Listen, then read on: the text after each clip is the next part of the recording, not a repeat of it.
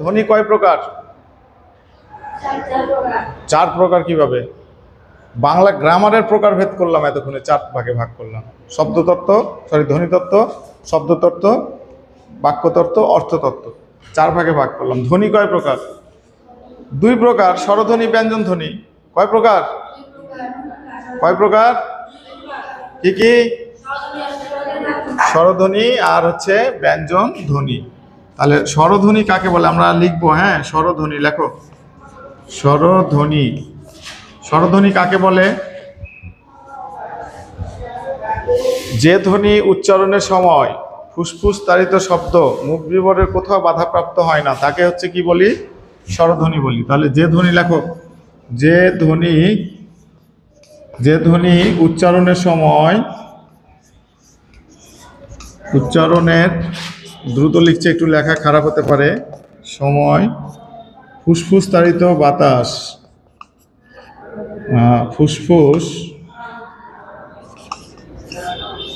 ফুসফুস তাড়িত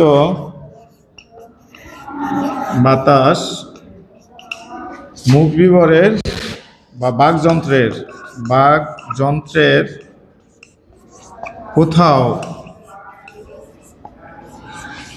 কোথাও বাধাপ্রাপ্ত হয়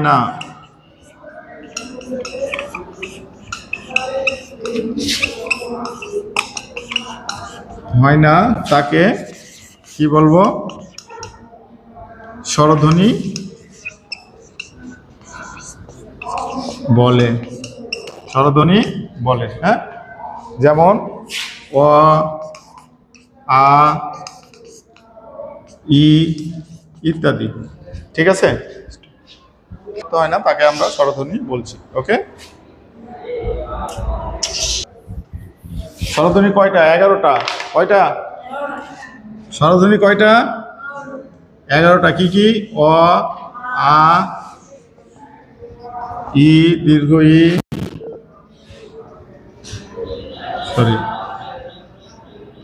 দীর্ঘ উ, এ, ও, ওই, আর কি? রি। কয়টা হয়েছে? 1 2 3 4 5 6 7 8 9 10 11। ঠিক আছে, এই 11টা হচ্ছে স্বরধ্বনি। 11টা স্বরধ্বনি। আচ্ছা, এরপরে লেখো মৌলিক স্বরধ্বনি কয়টা? মৌলিক স্বরধ্বনি লেখো। মৌলিক স্বরধ্বনি 7টি। কয়টি?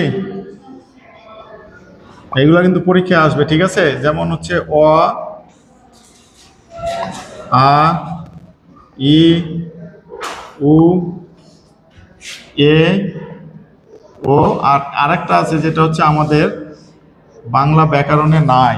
এই যে এটা আমাদের বাংলা ব্যাকরণে নাই। যেমন আমরা এই যে এ আর ক, 1 টাকা বলি না? কি বলি এটা? 1 টাকা বলি না 1 টাকা বলি? কিন্তু এটা তো এ, তাই না? তো ওই যে এই চলে আসে, অর্থাৎ এটা আমাদের মানে বর্ণমালায় নাই, কিন্তু আমাদের এই ধ্বনিটা ব্যবহৃত হয়।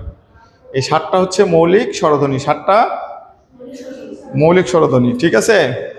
আচ্ছা, তাহলে বাকি তো আরো আছে কয়টা? 4টা। ওইগুলা কি? যৌগিক স্বরধ্বনি 2টা। কয়টা? যৌগিক স্বরধ্বনি হচ্ছে কয়টা?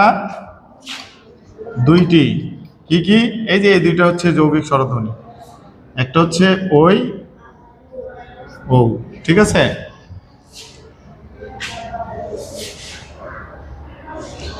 এটা হচ্ছে যদি আমরা ভাঙি তাহলে হচ্ছে অ যোগ হর্ষ ই, আর এটা হচ্ছে কি? অ যোগ হর্ষ উ। এই 2টা স্বরধ্বনি মিলে কি হয়েছে? যৌগিক স্বরধ্বনি হয়েছে। ঠিক আছে? রি মানে একমাত্র বর্ণমালায় একটি মাত্র বর্ণ রয়েছে, একটি মাত্র বর্ণ। আচ্ছা, উপরে লিখি। হ্যাঁ, এটা মিশিয়ে দিলাম। হ্যাঁ, বর্ণমালায় একটা মাত্র বর্ণ রয়েছে, একটা মাত্র বর্ণমালায় একটি মাত্র স্বরধ্বনি রয়েছে, স্বরধ্বনি রয়েছে যাকে ভাঙলে ব্যঞ্জন বর্ণ পাই। ব্যঞ্জন বর্ণ পাওয়া যায়। যেমন হচ্ছে রি, যেমন কি রিকে যদি ভাঙি তাহলে হচ্ছে র আর হচ্ছে কি পাবো, হস্যই। এই কথা বলছো না কেন? র আর হস্যই। থামো, তাহলে হচ্ছে কি রেসপন্স করো আমার সাথে। হ্যাঁ, বর্ণমালায় একটা মাত্র স্বরধ্বনি রয়েছে যাকে ভাঙলে আমরা কি পাবো, ব্যঞ্জন বর্ণ পাওয়া যায়। কয়টা? একটা। রিকে ভাঙলে র যোগ, এই কথা বলছো না কেন, র যোগ হস্যই, তাই না? তাহলে এই রটা কি ধ্বনি? রটা কি ধ্বনি বলছো না কেন? আচ্ছা, বন্ধ রাখো। এই হস্যেরই হচ্ছে দীর্ঘ রূপ হচ্ছে কি হস্য উ, আর হচ্ছে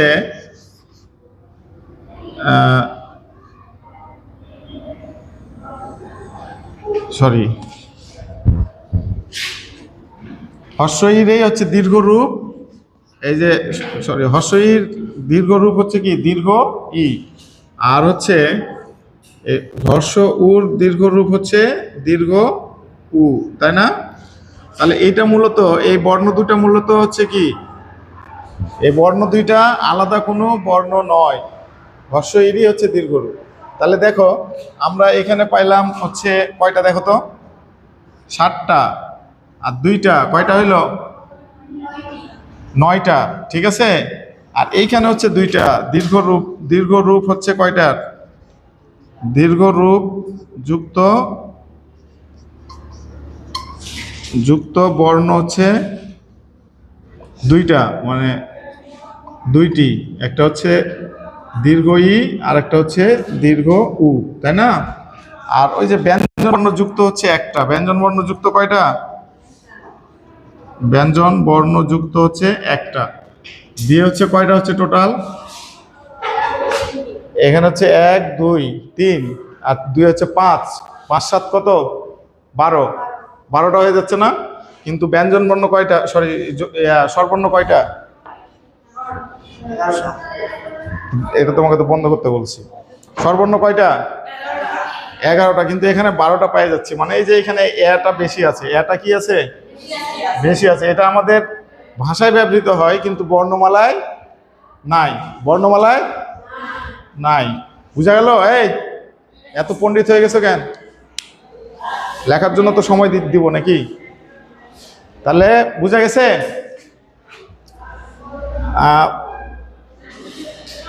ক্লাসে কি কি জানলাম, ধ্বনি কাকে বলে, বর্ণ কাকে বলে, শব্দ, বাক্য, তারপরে হচ্ছে কি অক্ষর জানলাম, তারপরে হচ্ছে কি ধ্বনির প্রকারভেদ, স্বরধ্বনি, ব্যঞ্জন ধ্বনি, ঠিক আছে। স্বরধ্বনি আবার হচ্ছে 11টা, আর মৌলিক স্বরধ্বনি হচ্ছে 7টা, যৌগিক স্বরধ্বনি 2টা, দীর্ঘ রূপযুক্ত স্বরধ্বনি হচ্ছে 2টা, আর ব্যঞ্জন বর্ণযুক্ত স্বরধ্বনি হচ্ছে একটা, সেটা হচ্ছে কি ছিল,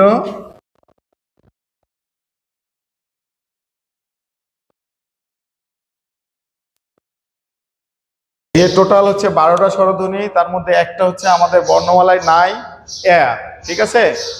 এটা এই পর্যন্ত আমরা হচ্ছে স্বরধ্বনি পড়লাম, ঠিক আছে। আজকে এই পর্যন্ত ক্লাসেই শেষ করব।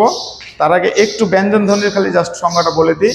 ব্যঞ্জন ধ্বনি হচ্ছে কি হবে, যে ধ্বনি উচ্চারণের সময় ফুসফুস তাড়িত বাতাস মুখ বিবরে বাধাপ্রাপ্ত হয়, বাবুই পাখিটাকে উড়ায় দাও, মুখ বিবরের কোথাও বাধাপ্রাপ্ত হয়, কোথাও না কোথাও বাধাপ্রাপ্ত হয়, সেগুলোকে হচ্ছে আমরা বলবো ব্যঞ্জন ধ্বনি।